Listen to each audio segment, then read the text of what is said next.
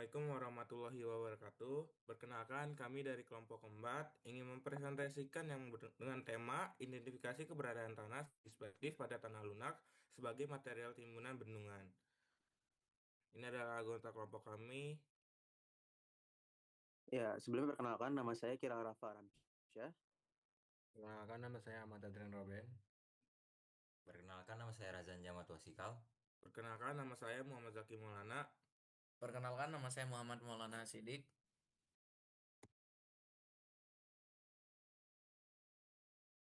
Baik, memasuki poin pertama pada presentasi kali ini, yakni pendahuluan. Baik, mengawali presentasi ini, kita lihat secara makro bahwa bendungan adalah infrastruktur vital baik untuk irigasi maupun pengendalian banjir. Penelitian ini mengambil studi kasus pada proyek bendungan Way Sekampung. Sebagai bendungan tipe urugan, konstruksinya sangat mengandalkan material lokal, khususnya tanah lempung, untuk dijadikan core zone atau zona inti kedap air. Namun, tantangan terbesarnya adalah isu keamanan. Stabilitas dan umur panjang bendungan ini sangat bergantung pada seberapa kuat material timbunan tersebut menahan gaya dari rembesan air. Lanjut. Baik, menyambung pendahuluan tadi, secara spesifik, pada aspek geotekniknya, masalah utama yang kita hadapi adalah ancaman tanah lempung dispersif. Material dispersif ini sangat amat berbahaya karena partikelnya mudah mengalami deflokulasi atau terurai saat kontak dengan air, bahkan pada aliran rembesan yang sangat lambat sekalipun. Bahayanya, proses deflokulasi ini akan memicu seepage. Lama-kelamaan, terbentuk piping atau erosi buluh yang menggerus bendungan dari dalam. Sebuah kegagalan struktural yang mematikan karena sering tak terdeteksi dari luar. Dilemanya ada di sini. Lempung adalah material yang ideal untuk zona inti, tapi jika secara geokimia terdapat dominasi kation natrium atau Na+, ikatan antar partikel lempung justru akan melemah drastis. Mengingat proyek bendungan Way Sekampung memanfaatkan material lokal, potensi keberadaan lempung dispersif ini menjadi ancaman paten. Ada gap keamanan struktural yang belum terpetakan dengan pasti terkait material tersebut. Baik, boleh dilanjut. Oke, kemudian kita masuk ke tujuan penelitiannya. Di sini penelitian ini tuh bertujuan untuk mengidentifikasi serta mengkaji keberadaan tanah bermasalah di lokasi penelitian dengan fokus utama pada tanah lempung dispersif atau biasa disebut dispersif clay soil yang terdapat pada tanah lunak di area Bendungan Way Sekampung, Provinsi Lampung. Tanah lempung dispersif ini merupakan salah satu jenis tanah bermasalah dalam bidang geoteknik karena memiliki sifat yang mudah terurai, mudah tererosi, dan kehilangan kestabilan struktur ketika berinteraksi dengan air. Meskipun memiliki indeks plastisitas yang relatif tinggi, secara khusus penelitian ini bertujuan untuk menunjukkan apakah ada atau tidaknya sifat dispersif pada tanah lempung yang digunakan sebagai material timbunan bendungan melalui pengujian lapangan dan juga laboratorium. Pengujian lapangan dilakukan menggunakan uji pinhole dan juga cram test untuk mengamati perilaku tanah terhadap aliran air dan kecenderungannya yang terjadi pada saat dispersi partikel. Hasil pengujian tersebut kemudian dibandingkan dan diperkuat dengan pengujian analisis pada laboratorium seperti analisis gradasi butiran serta uji permeabilitas pada tanahnya. Selain itu, penelitian ini juga bertujuan untuk mengevaluasi kesesuaian tanah lunak di lokasi penelitian sebagai material timbunan bendungan. Mengingat keberadaan tanah dispersif dapat menyebabkan berbagai permasalahan geoteknik seperti piping, rembesan internal, erosi internal, serta penurunan stabilitas tubuh bendungannya. Oleh karena itu, identifikasi dini terhadap jenis tanah menjadi sangat penting dalam menjamin keselamatan dan keberlangsungan konstruksi dari bendungannya itu sendiri. Melalui penelitian ini diharapkan dapat diperoleh gambaran menyeluruh mengenai kondisi tanah bermasalah di lokasi penelitian, sehingga hasil penelitian dapat dijadikan sebagai dasar teknis dan referensi dalam perencanaan, pelaksanaan, serta pengambilan keputusan pada proyek bendungannya tersendiri. Boleh dilanjut?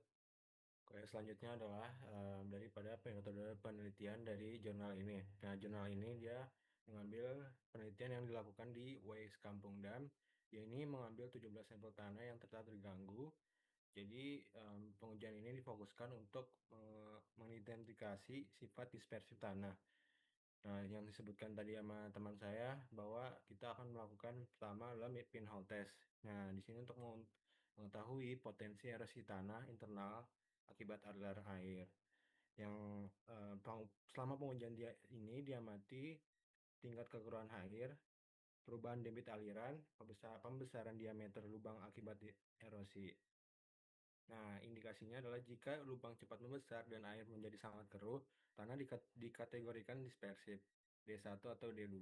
Sebaliknya, jika tidak erosi signifikan, air relatif jernih, tanah dikategorikan sebagai non-dispersif. Lanjut.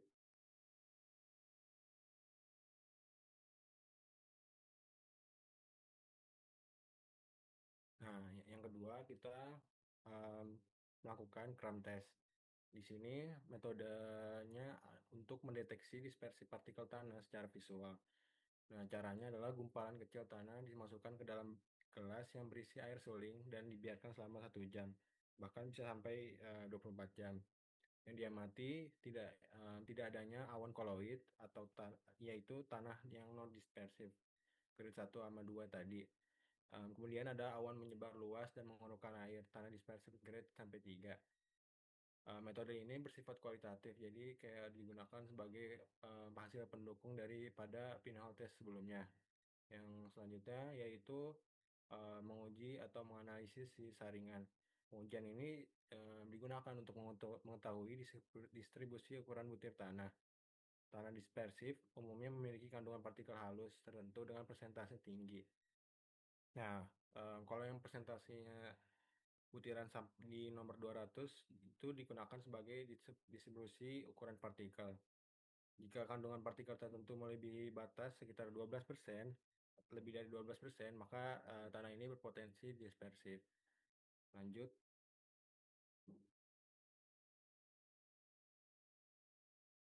Lalu yang terakhir adalah menguji permeabilitas. Nah, ujian ini dilakukan untuk mengetahui kemampuan tanah dalam meloloskan air, seperti permeabilitas itu sendiri. Tanah dispersif biasanya memiliki permeabilitas yang sangat kecil, sekitar 10 pangkat minus 6 sampai 10 pangkat minus 7. Oleh karena itu, nilai permeabilitas sampel dibandingkan dengan rentang tersebut untuk melihat apakah karakteristiknya sesuai dengan tanah dispersif atau tidak. Nah, secara keseluruhan, kombinasi metode tadi digunakan untuk memastikan secara menyeluruh ada atau tidaknya sifat dispersif pada tanah timbunan bendungan. Mungkin selanjutnya adalah hasilnya.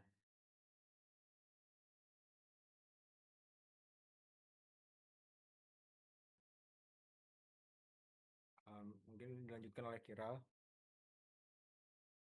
Oke. Selanjutnya ini ada hasil dari tes sampel yang ada di paper. Jadi ada 17 sampel, dan untuk tesnya di sini tuh ada tes pinhole test yang sebelumnya dan juga cram test.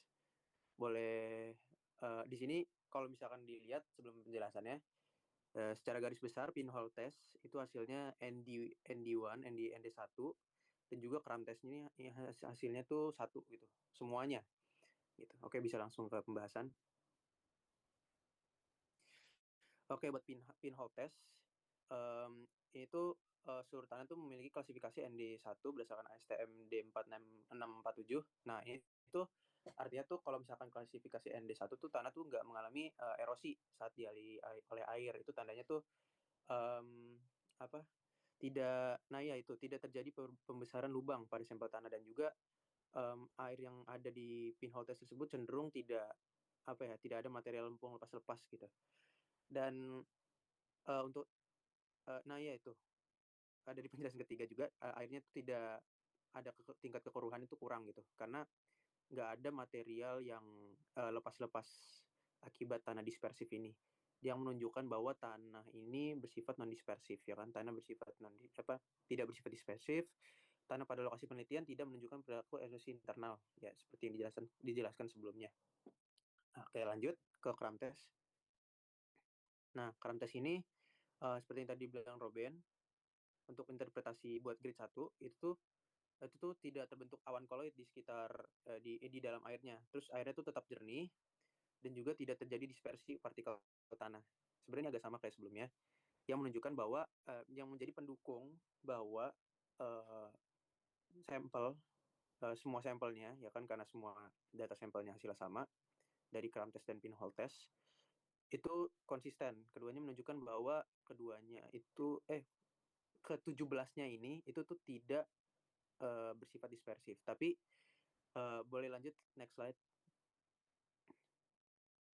Nah, ini ada pendukungnya, data pendukung seperti grain size ya. Di sini ada sampel 1 sampai 17.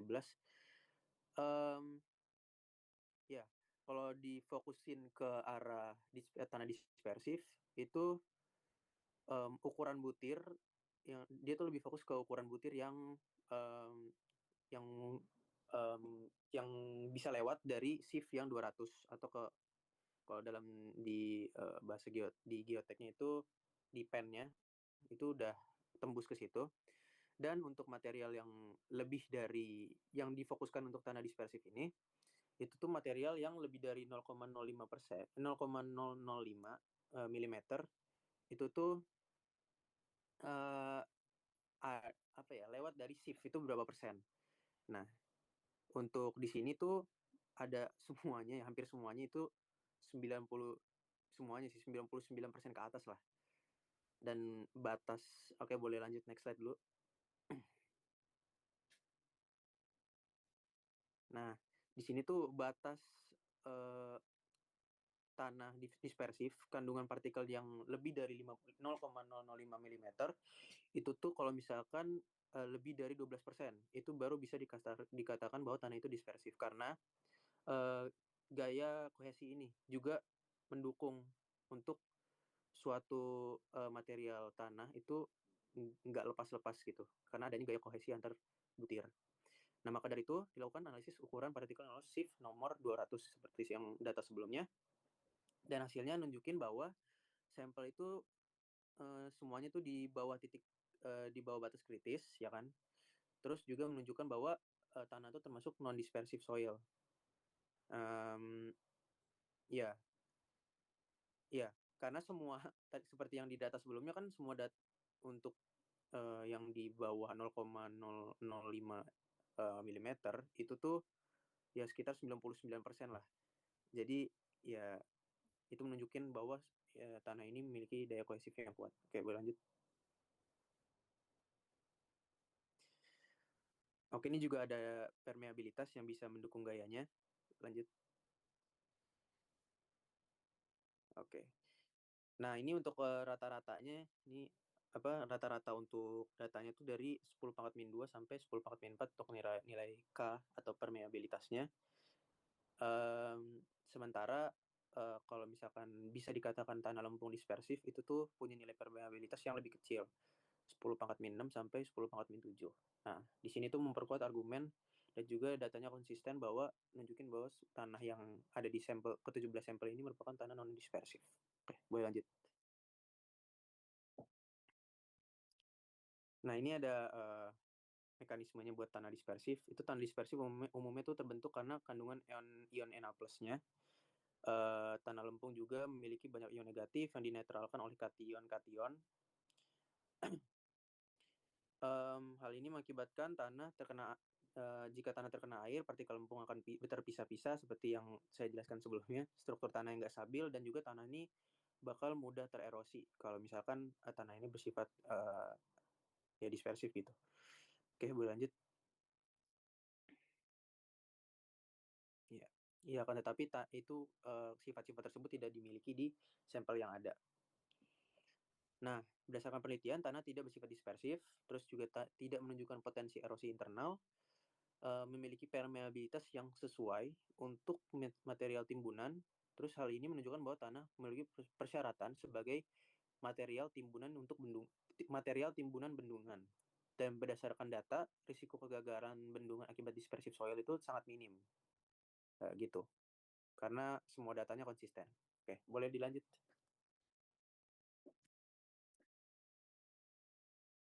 Selanjutnya ada kesimpulan, yaitu penelitian ini bertujuan untuk memastikan apakah tanah lempung yang digunakan sebagai material inti bendungan memiliki sifat dispersif yang berpotensi menyebabkan erosi internal dan menurunkan stabilitas struktur bendungan.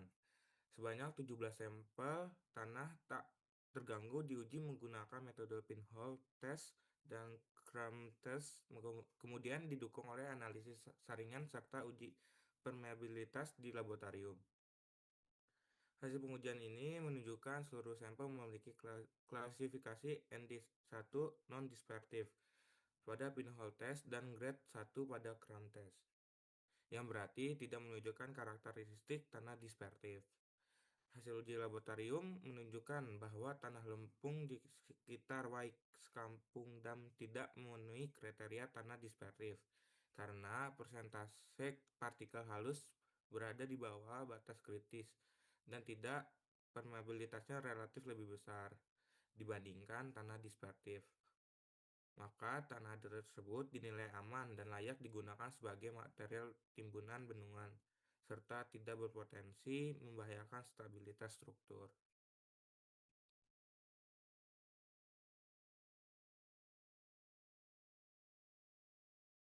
Baik, mungkin itu akhir dari presentasi kami. Dari kelompok kami mungkin kurang lebihnya kami mohon maaf. Wassalamualaikum warahmatullahi wabarakatuh.